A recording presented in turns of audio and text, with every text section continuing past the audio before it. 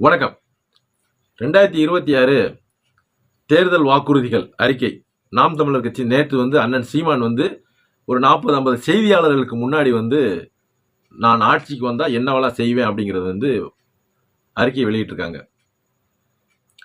இதுல இலவச வாக்குறுதிகளோ கவர்ச்சி திட்டங்களோ கிடையாது. மக்களுக்கான உரிமை, கல்வி, மருத்துவம், தூய குடிநீர் இது முற்றிலும் இலவசம். மாணவர்கள் வாங்கிய கல்வி கடனை ரத்து செய்யப்படும். இது உண்மையிலேயே தமிழ்நாடு முழுவதும் உள்ள மாணவர்கள் நீங்க தயவு செய்து நீங்க இதை பயன்படுத்திக்கணும். ஏன்னா எந்த கட்சிகளும் கல்வி கடனை ரத்து செய்யாது. ஏன்னா அவர்களுக்கு 1000-2000 கொடுக்கறதுக்கே நிதி பற்றாக்குறை இருக்கு.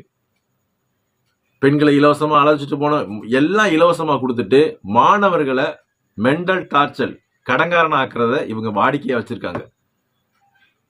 ஏன்னா இவங்க கல்விக்காக கடன் கொடுப்பாங்க. அந்த கடன் வாங்கி அவங்க நடத்தக்கூடிய கல்லூரிகளில் போய் அந்த பணத்தை கட்டணும். இதுதான் அவர்களுடைய திட்டம். என்னன்னு அறியாத வயசுல மாணவர்களை கடன்காரனாக்கி அவன் மன உளைச்சலுக்கு ஆளாக்கணும், பல கெட்ட பழக்கங்களை பழக வைக்கணும். இதுதான் இந்த நம்ம நாட்டு அரசியல் தலைவர்களுடைய எண்ணம். ஆனா அண்ணன் சீமான் அப்படி இல்லை. நீங்க என்ன படிக்கணுமோ அதை படிக்கலாம், அது முற்றிலும் இலவசம். இதை தமிழ்நாடு முழுவதும் ஒவ்வொரு ஊர்லையும் ஒவ்வொரு வீட்டிலையும் இருக்க இளைஞர்கள் இதை நன்கு பயன்படுத்திக்கணும். ஏன்னா பல பேர் கல்விக்காக கடன் வாங்கி இன்னைக்கு கட்ட முடியாத லெவலுக்கு நெருக்கடியில் இருக்காங்க. ஏன்னா எதுவும் இலவசம் இல்லை. அப்ப இதை அண்ணன் சீமான் நாம் தமிழர் கட்சி இது முழுமையா செயல்படுத்தும். எதுலையும் இலவசம் இல்லை, எல்லாத்துலயும் இன்வெஸ்ட்மெண்ட், முதலீடு, நிலத்துல முதலீடு பண்ணி மக்களுக்கு வேலை வாய்ப்பு உருவாக்கி நிரந்தர வருவாய் பெருக்கத்திற்கு என்ன வேலை செய்யணுமோ அதை தான் நாம் தமிழர் கட்சி சொல்ல வர்றாங்க. அண்ணன் சீமான் சொல்ல வர்றாங்க. ஏன்னா இன்னைக்கு மகளிர் சுய உதவி குழுன்னு ஒன்று ஆரம்பிச்சு நாடு முழுவதும் 2 கோடி பெண்களுக்கு 7.5 லட்சம் கடனை கொடுத்துருக்கு. பெண்களை முழுவதும் கடனாளியாக ஆக்கியிருக்காங்க இந்த அரசாங்கம். நீங்க கடன் வாங்குறது தப்பு இல்லை, அந்த கடனை எப்படி அடைப்பாங்க திருப்பி? ஏன்னா சராசரி ஒரு நாளைக்கு ஒரு 400-450 ரூபா வருமானம் வேணும். நீங்க பெண்களுக்கெல்லாம் மகளிர் கடன் கொடுக்குறீங்க, அந்த கடனை எதை வச்சு அடைப்பாங்க? நீங்க 100 நாள் வேலை தான் கொடுக்குறீங்க. அந்த 100 நாள் வேலையில ஒரு 20,000-25,000 வச்சு எப்படி கடன் அடைக்க முடியும்? ஒவ்வொரு பெண்களும் 3 குழு 5 குழுல பணம் எடுத்து வச்சிருக்காங்க. எதை வச்சு? இப்ப ஆண்களையும் நீங்க குடிக்க வச்சிடுறீங்க. இதை ஒவ்வொருத்தரும் மிக கவனம். இதை இதுல இன்னைக்கு பேப்பர்ல தலைப்பு செய்தியில வந்திருக்கு. நாம் தமிழருக்கு அறிக்கை என்னங்கிறத இன்றைய தினத்தந்தி தலைப்பு செய்தியில வந்திருக்கு. பல ஆங்கில நாடுகளிலேயும் வந்திருக்கு. இது ஒவ்வொரு குடும்பமும் உட்கார்ந்து பேசணும். 2026 யாருக்கு நம்ம வாக்கு செலுத்த போறோம், வாக்கு செலுத்தணும் அப்படிங்கிறத கலந்து பேசணும். ஏன் அப்படின்னா ஒரு இக்கட்டான நிலையில நாடு நிதி நெருக்கடியில இப்ப இருக்கு. இத மக்கள், ஏன்னா இவங்க அதிமுகவோ திமுகவோ தான் எல்லா பிரச்சனைகளுக்கும் காரணம். ஏன்னா ஆசிரியர்கள் போராட்டம் பண்றாங்க, தூய்மை பணியாளர்கள் போராட்டம் பண்றாங்க, செவிலியர்கள் போராட்டம் பண்றாங்க, விவசாயிகள் போராட்டம் பண்றாங்க. அப்ப சுத்தி போராட்டம் தான் இருக்கு. மக்கள் எல்லாம் சரியா சிந்திச்சு இதெல்லாம் யாரு காரணம்? இந்த 2021 இருந்து 2026 5 ஆண்டுகள் திமுக ஆட்சி, இதுக்கு முன்னாடி 10 ஆண்டுகள் அதிமுக ஆட்சி, அதுக்கு முன்னாடி திமுக ஆட்சி. இப்ப மாறி இவங்க தானே எல்லா பிரச்சனைக்கும் காரணம். மக்களுக்கு எது அவசியமா தேவையோ அதை செயல்படுத்துறதே இல்லை. ஆனா ஏதாவது ஒண்ணு நல்லது பண்ணிட்டு நாங்க தான் செஞ்சோம் அப்படின்னே இதை வச்சே மக்களை ஏமாத்துறது. அவர்கள் உறுதியா நம்பிக்காங்க இந்த 500க்கும் 1000க்கும் இலக்கு அடிபணி போற அடிமையாகிற மக்கள்.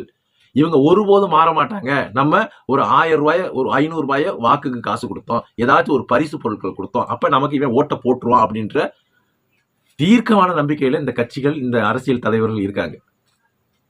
ஆனா நம்ம நிரந்தர தீர்வை நோக்கி இந்த மக்களுடைய சிந்தனைகள் போறதே இல்லை. படிச்சவன் படிக்காதவன் எல்லாரும் ஒரே மாதிரி சிந்திக்கிறீங்க.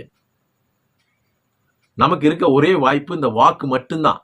நீங்க முதல்வரை கூப்பிட்டு சட்டையை பிடிச்சி கேள்வி கேட்க முடியாது. உங்க பகுதி மாவட்ட ஆட்சியரை சட்டையை பிடிச்சி கேள்வி கேட்க முடியாது. பெரிய காவல்துறை அதிகாரியை சட்டையை பிடிச்சி கேள்வி கேட்க முடியாது. உங்க ஏரியா உள்ளூர் அரசியல்வாதியை சட்டையை பிடிச்சி கேள்வி கேட்க முடியாது. ஆனா இது எல்லாரையும் மாற்ற முடியும். நமக்கான அரிய வாய்ப்பு, ஒரு வாய்ப்பு மட்டும்தான் நமக்கு வாக்களிக்கும் உரிமை. இது மன்னராட்சி இல்லை, மக்களாட்சி. மக்கள் தான் சிந்திச்சு செயல்படணும். யோசனை பண்ணி பாருங்க. நம்ம வாக்கு செலுத்திய பிறகு நம்ம பகுதி சட்டமன்ற உறுப்பினரோ பாராளுமன்ற உறுப்பினரோ மாவட்ட ஆட்சியரோ காவல் அதிகாரியோ நேரடியா மக்கள்கிட்ட வந்து மக்களுடைய குறைகளை கேட்டிருக்காங்களா? இது மக்களாட்சி தானே, மன்னராட்சி இல்லையே. மக்கள் தான் போய் சந்திக்கணும் எல்லாரையும். ஒரு 1000 ஏக்கரை சுத்தப்படுத்தி ஒரு மேடை அமைச்சு 2 லட்சம் நாற்காலிகளை போட்டு வந்து ஒரு இடத்துல இருந்து ஒரு முதல்வர் சந்திச்சுட்டு போறாரு. ஆனா மக்களுடைய குறைகளை மக்கள் வசிப்பிடத்துக்கு வந்து கேட்கறது இல்ல. இது என்ன ஆட்சி முறை?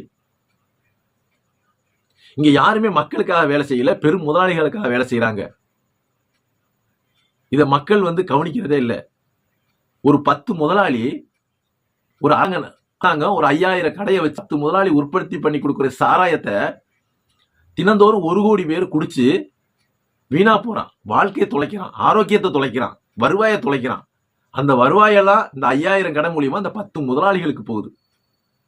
ஆனா ஒரு 60 ஆண்டுகளாக இங்க நிலம் இருக்கு, வளம் இருக்கு.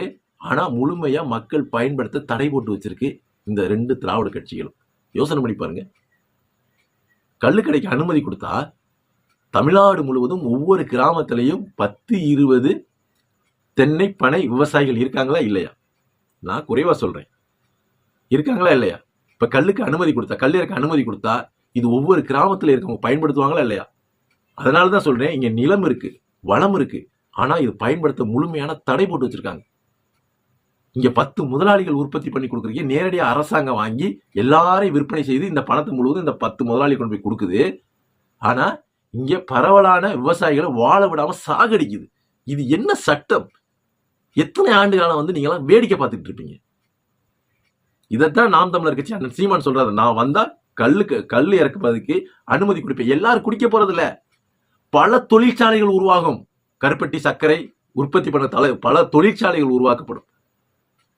பெண்களுக்கு நிரந்தர வருமானத்துக்கு ஏற்பாடு செய்ய முடியும். ஒவ்வொரு கிராமத்திலையும் ஒவ்வொரு விவசாயி லட்சாதிபதிகளாக மாற்றம், பொருளாதார ரீதியாக முன்னேற்ற அடைய செய்ய முடியும்.